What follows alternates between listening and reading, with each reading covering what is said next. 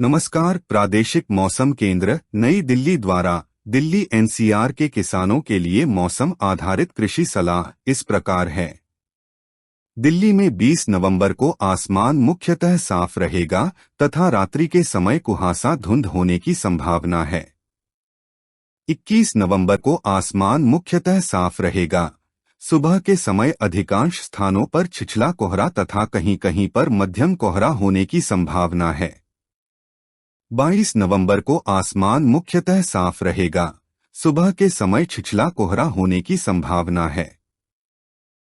दिल्ली में आज अधिकतम तापमान 26 से 28 डिग्री सेल्सियस तक रहने का अनुमान है, जो कि सामान्य रहने की संभावना है। अगले 2 दिनों में इन तापमानों में कोई विशेष परिवर्तन होने की संभावना नहीं है।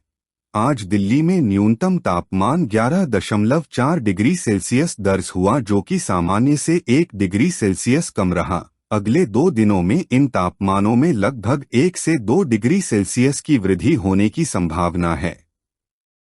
मौसम के पूर्वानुमान को देखते हुए किसानों को सलाह दी जाती है कि गेहूं की बुवाई हेतु खाली खेतों को तैयार करें तथा उन्नत बीज व खाद की व्यवस्था करें।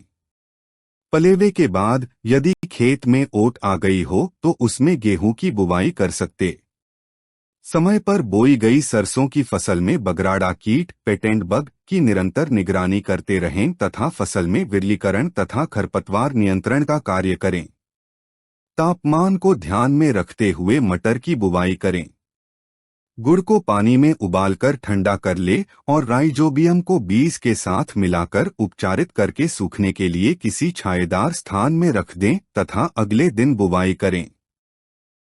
आलू के पौधों की ऊंचाई यदि 15 से 22 सेमी हो जाए तब उनमें मिट्टी चढ़ाने का कार्य जरूरी है, अथवा बुवाई के 30 से 35 दिन बाद मिट्टी चढ़ाई का कार्य संपन्न करें। वर्तमान तापमान स्नोबॉल किस्म की फूलगोभी, सलाद, बंद गोभी और ब्रोकली की पौधशाला बनाने तथा तैयार पौध की रोपाई के लिए अनुकूल है। ब्रोकली की उन्नत किस्में पालम समृद्धि, पालम कचन्न, सामान्य किस्में ऐश्वर्या, पेकमेन, संकर किस्में। कृपया लाइक, शेयर और सब्सक्राइब करें। धन्यवाद।